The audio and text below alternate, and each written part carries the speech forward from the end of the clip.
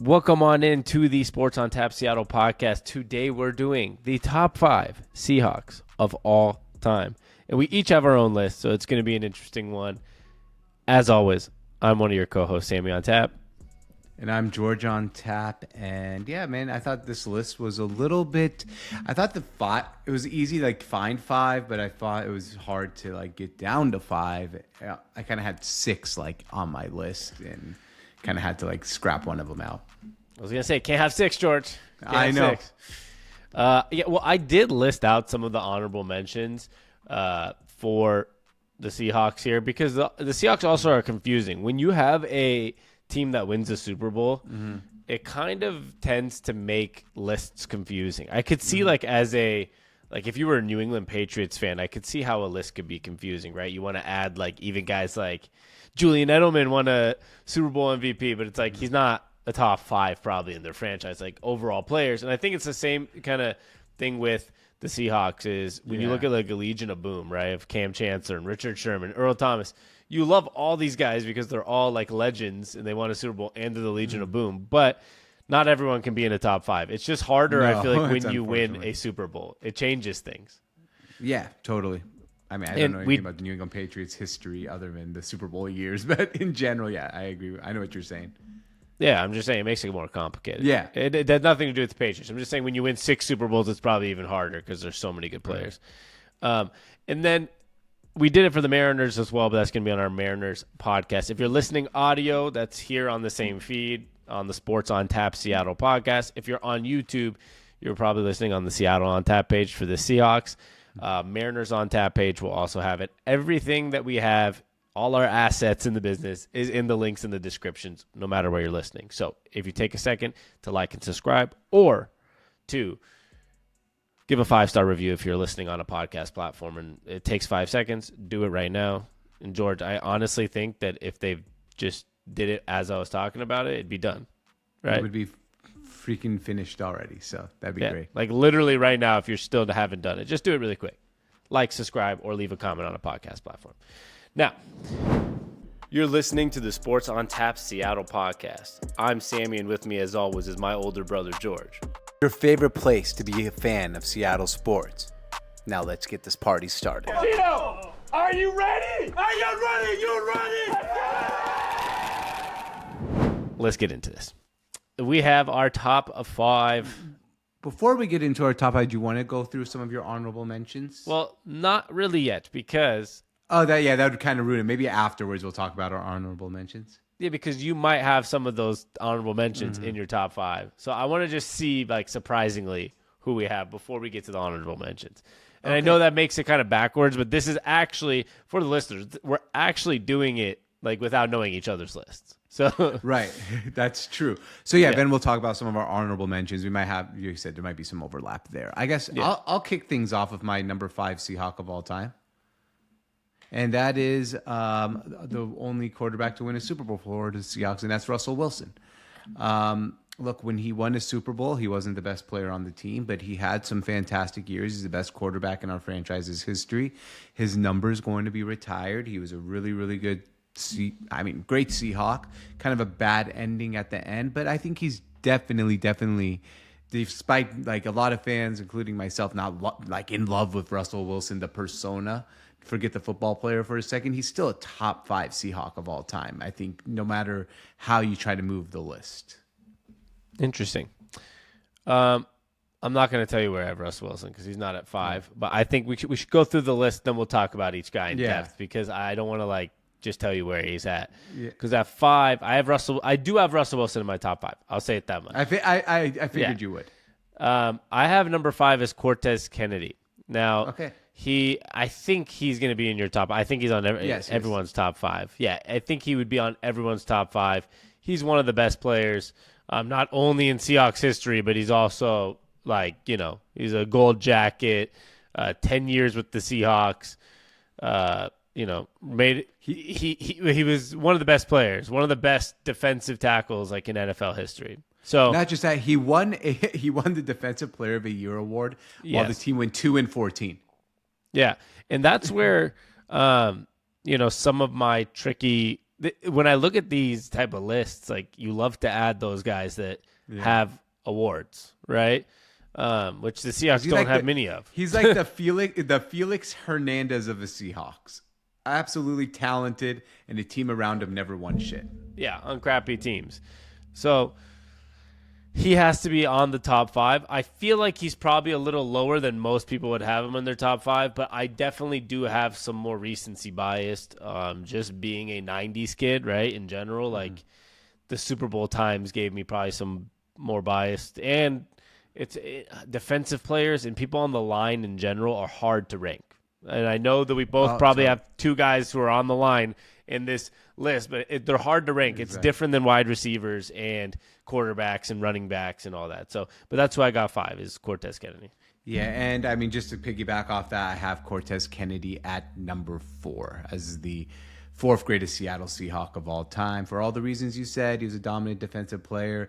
I would have probably had, if let's just say he was on the Super Bowl team and they won a Super Bowl with Cortez Kennedy. Somehow, probably be number 1. He'd probably be number 1, but that team was so bad around him. I feel like despite how great he was, he never got that recognition from maybe he did get recognition from the fan base, but like he's not in that aura of Seattle sports history sometimes because of the team not being very good. Yeah, and that's the unfortunate reality sometimes in sports, right? I think. You mentioned somebody that was interesting, which was like Felix Hernandez, right? In baseball, he might surpass, a couple guys in Mariners history. He might be number 1 if he ended up, first of all, lasting another year or two, right? And winning like 13 playoff games, like a Clayton Kershaw gets to get a lot of opportunities, or like a Justin Verlander for the Astros. Like, oh, you've been to like 4 World Series, like. All of a sudden, like, you're our greatest pitcher ever, right? And Felix is the greatest pitcher ever, potentially, for the Mariners. Is obviously a toss-up, but it's the same thing where it's like you were just on shit teams your whole career. You are the best at what you do, but it's hard to, it's the opposite of what I said to start the podcast. When you have the Super Bowl teams, it's hard to put any of those guys off a list because you're like, well, Richard Sherman's like one of the best corners ever. Like, he's a Hall of Famer, and he won a Super Bowl, and Cam Chancellor and Earl Thomas and Bobby Wagner and Russell Wilson and Marshawn Lynch. It's hard when you win a Super Bowl. But with Cortez Kennedy, it's like, yeah, we know you're up there, but you also were just unfortunately in a shit era of Seahawks football. It's not like basketball where it really matters, right? Like, it's not like he can go win games by himself. Of course, he can be disruptive and put up great stats and win a Defensive Player of the Year award. But football is the ultimate team sport. If you, sometimes a quarterback can carry you, but no defensive tackle, I think, has ever carried a team by himself. So It's almost unfair to him, but it's just how the cookie crumbled, I guess. Yeah. Who's your number 4 on the list? My number 4 is Walter Jones. Okay. He was almost my number 1. Yeah. But I put him at number 4 because I just think it's really hard to measure against some other people. Everyone already probably knows a couple guys that are ahead of him right now on my list, but it's hard to measure against, let's say, quarterback stats, or if you're talking about, other positions that are, I guess, more ball oriented, right? Mm-hmm. And so that was a hard one for me because I brought this stat up, George, that I was going to make like a short video on our page, which I probably still will. I might use this audio right here or just make it separately. But it's crazy but true. Walter Jones has more career Pro Balls than holding calls. Oh, shoot. That's pretty He was in 9 crazy. Pro Bowls. He has 8 holding calls in his career. Yeah. Wow. Some say 9, some say 8. I read 8 correctly, but get this. That's a pretty freaking crazy stat. 5,703 passing plays during his career, and he only allowed 23 sacks. And then whatever 5,000 plus whatever else plays he was on the field for running plays, only some say 9, some say 8. I don't know which one's correct, but I mean under 10 holding calls in his entire career. And they're saying he either has as many holding calls as Pro Bowls or one less. But, like, I mean, to have under 10 holds in your career with 5, 6, 7, 8,000 snaps is insane. He turned Sean Alexander into the most dominant running back of all time for a season. I have him a lot higher on my list, but I guess, but just those stats are absolutely crazy. As I said, I know he was almost my number 1 while also being number 4. The top 4 for me were very difficult. Yeah. Well, he's on your Mount Rushmore. I guess that's fair enough. Yeah. Did you give me your number 4? 3? Yeah. Wait, what did we say now? You're on 3. I'm on 3 now. Okay, my 3 is Bobby Wagner. I think he's the best player from our Super Bowl era. I think he's super dominant. Came back. It's kind of crazy, even though like we say the Legion of Boom, right? But I feel like Bobby Wagner was kind of the heart and soul of that defense. I don't know if the Legion of Boom would be the Legion of Boom without Bobby Wagner being in the middle linebacker position in front of a Legion of Boom. And the captain of the defense and the longevity. I mean, he came back last year to the Seahawks and led the league in tackles. Yeah, I mean, this is where it gets interesting, right? Is because I do have Bobby Wagner in my top 3 here. And spoiler alert, I don't have anybody else in the Legion of Boom. And the Legion of Boom is what everyone considers the big, right? And I talked about this earlier, which was like, oh my God, there's Earl Thomas and Richard Sherman and Cam Chancellor. Right. But in reality, who's the quarterback of that defense? Bobby Wagner. Yeah. Now, I wonder, though, just, playing devil's advocate with myself, okay? And with you. Let's just say Bobby Wagner flicked off the head coach, double bird, and left off the sideline, or he left to San Francisco like Richard Sherman. And Richard Sherman or Earl Thomas ended up staying in Seattle for the next 10 years or 6 years or whatever it might be. And just kind of did what Bobby Wagner did and left and came back and had that actual steps. Would they be higher than Bobby Wagner, and would he be off the top 5? I'm not sure, but it just kind of, I wonder if it's also how long he stayed with the Seahawks as well. I mean, that's how you rank top players, right? I guess, I'm just right? wondering. I mean, right? Yeah. At the end of the day, if you look at the Mariners, were a good example. Like Alex Rodriguez is not the number 1 Mariner of all time because he was a Mariner for 6 years, right? I mean, exactly. Was A-Rod better? A-Rod might be a little bit better than Griffey if it wasn't for the steroids. Like you could say A-Rod had a more successful long-term career, right? But no one would ever put A-Rod above Griffey on a Mariners list because he left the Mariners. And so I think always longevity is the number 1 key here too, on top of play. And there's also these the other things is as much as I love Earl Thomas, Richard Sherman, Cam Chancellor, what they, how good they were, none of them are near Bobby Wagner's status to me. I think Bobby Wagner, when you look at just in general what he's accomplished, in terms of he's pretty much been dominant for the last 8 years and still playing led the NFL in tackles last year, like you said, it's nuts. We're 11 years past the Super Bowl, and he was led the league in tackles for the Seahawks. Exactly. Yeah. Who's your number 3? My number 3 is Russell Wilson. Okay. He's number 3. Man, I honestly, him and Walter Jones were confusing ones because offensive lineman for me is hard to just evaluate on a top 5 list, and then Russell Wilson is. Once again, one of those that you just said is if he was still on the Seahawks right now and didn't leave, would he just be number 1 for me? Probably. I know Bobby Wagner left. It depends. Did he play the Denver Broncos, Russell Wilson, or if he kept the same trajectory, stayed decent? It's possible because quarterback is the face of the franchise, so it's very possible. Yeah. He also his trajectory was already going down. I mean, in terms of play, he wasn't as good, but still, we're talking about your guy who.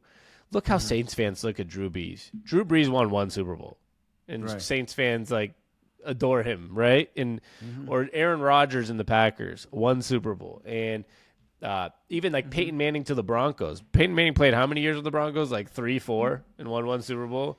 Yeah, 3 or 4. Yeah, and in the Colts, he won 1 Super Bowl, and I would assume most people like Colts fans, it's like Peyton Manning's number one, or like Saints fans, Drew Brees is number one, right? And I know their careers aren't as long, or their careers were longer, I guess, than Russell Wilson's as of right now. But most people, when they have that like Super Bowl winning quarterback, they're right there at number one. My tough thing for Russell Wilson was, is he actually, first of all, he was never actually the best quarterback in the NFL in one given season. So I feel like that's unfair to put him at number one on the list, because I feel like to be number one on the Seahawks list, you also have to have a year where you were the number one at your position in the league, and he never was. Right. No, he never was. So that's why he's at 3. And it goes like to show, right? Like in general, you had the 1986 Bears team that won the Super Bowl, and the Legion of Boom, I think, is kind of similar to that as far as like the defense carried them to the Super Bowl. Russell Wilson was not the Russell Wilson that he was next year. I mean, that Russell Wilson that took him to the Patriots Super Bowl was a different Russell Wilson than the one that won the Super Bowl. Like, I feel like he was just starting to get into his own, like at the end of our Super Bowl run. But I think like if you had I'm going to throw Matt Ryan was the quarterback of the Seahawks that year, we probably win the Super Bowl too. If we won the Super Bowl twice and we had Russell Wilson in like the 2016, 2017 version of him that was like really sick, not like 2 years in, like 4 or 5 years in, he would easily be number one. Number right? one. Because he'd be number one on the list. But he was not. He was like, young Russell Wilson. Then he became good. like star. He was good. Yeah. Yeah. No, but his stardom years was not the years we won the Super Bowl.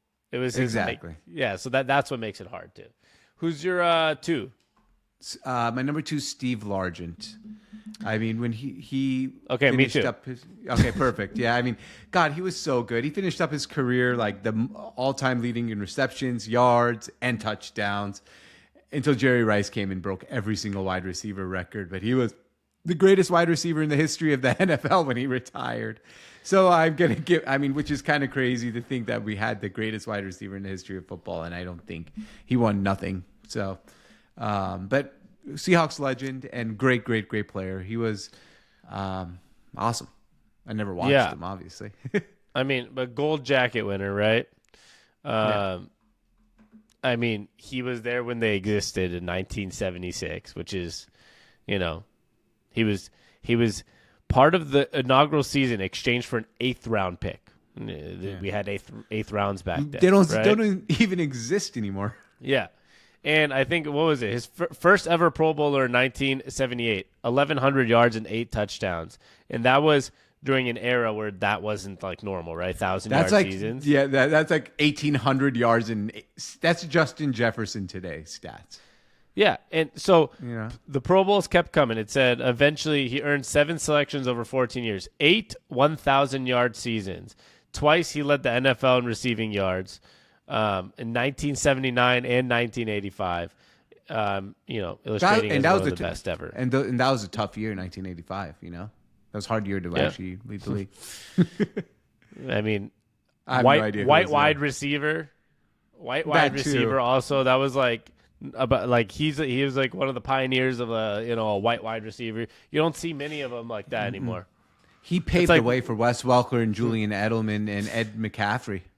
Paved the way for him. He was something special. What was his name? Jaravicious on the Jets as well. Yeah, he was special. He has to be somewhere on the top 3 always for Seahawks. And I think it helps that he was the first ever great in Seahawks history. Yeah, absolutely. And like you said, probably the best receiver ever until the next one came, but he was like one of the original GOATs of a position, right? It's like when you look at basketball and you're like, okay, like you have a Bill Russell's like the original center GOAT, right? And you have it makes a difference. It puts like a legacy on your name. Huge difference. Well, I think everyone knows your number 1 and my number 1 because this kind of went down the list. Walter Jones is my number 1. Kind of talked about Bobby why. Wagner. And you have Bobby Wagner, both great players in history of the Seattle Seahawks. And we kind of talked about why on both. But I'm going to ask you, why did you have Bobby Wagner number 1? And I'll tell you why I had Walter Jones number 1 instead of where we had them respectfully. I honestly think Walter Jones, there's probably more There's probably more like actual like reasoning and evidence to put him at number one, because as I was telling you, it was hard for me. Like I really thought I probably should. My difference here was I didn't want to put Russell Wilson one because I just felt like the longevity of being a Seahawk wasn't there, and maybe when we won, he wasn't in his prime, and the same might go for Bobby Wagner. But we mentioned the Legion of Boom. If you ask a lot of people who what the most like, I guess the best part of the Seahawks like winning a Super Bowl was, they would say the defense was the like anchor, one of the best defenses ever. And I see Bobby Wagner as the quarterback of the defense. He's a middle linebacker. Fair. He's the quarterback of the defense. And then on top of that, as we mentioned, was not only leaving, but then coming back and then leading the league in tackles. 11 years departed from that Super Bowl, like, you know, where we're talking about, it literally was 11 years later, and he's still on the Seahawks, leading the team in tackles, leading the NFL in tackles. And I feel like he is, without him, there is no legendary defense. Without him, there might not be as good of a Legion of Boom. He is the Russell Wilson of the defense. And I think if we look at the Super Bowl and we look at, you know, the one Super Bowl win in our history, that's the quarterback of the defense. And I think that's just kind of how my mind goes to it. And I think there's also some emotional reasoning behind it, right? Where it was the Super Bowl, and like I said, it is recency bias, and it's just one of those type of things. You know what's funny is like I'm on my list, like I went between 3, 2, and 1. So I kept moving like Bobby. I had Walter Jones number 1, and then I kept moving Steve Largent and Bobby Wagner back and forth, 3 to 2, 3 to 2. And then I just went with Steve Largent at 2 and Bobby Wagner at 3.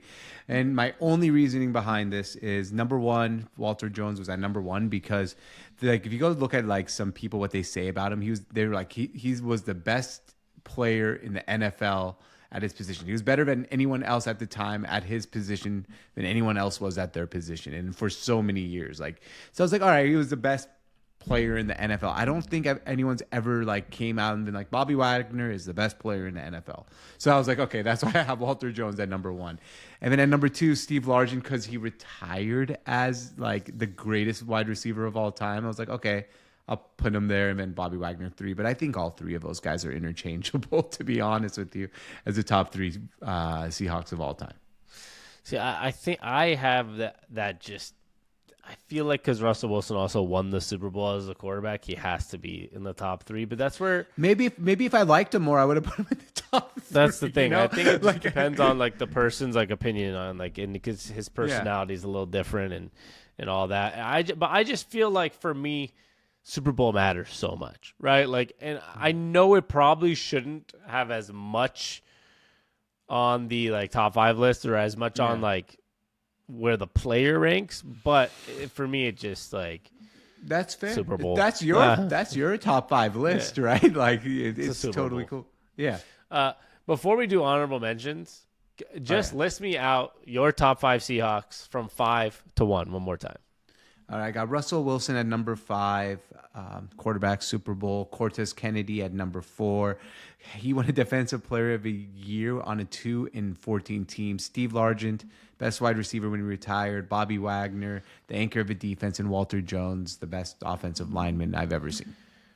Okay, I went 5, Cortez Kennedy, and 4, Walter Jones. I went for the line people, people on the line. Number 3, Russell Wilson. Number 2, Steve Largent. And number 1, Bobby Wagner.